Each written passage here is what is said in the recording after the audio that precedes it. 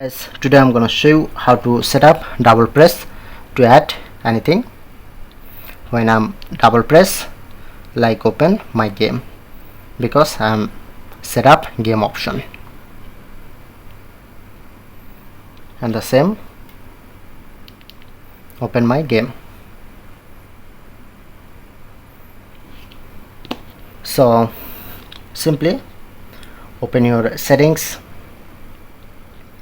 scroll down, press on display, scroll down, click on to side button option, make sure to turn on and open it, then showing you to more option, camera, flash, magnifier, voice recorder and everything.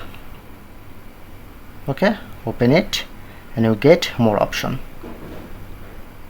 Open camera, record video, take portrait, take selfie, select any on.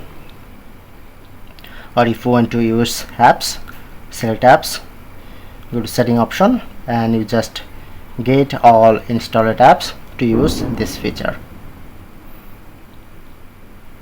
So like I'm select my YouTube, and when I'm double press, then open my YouTube.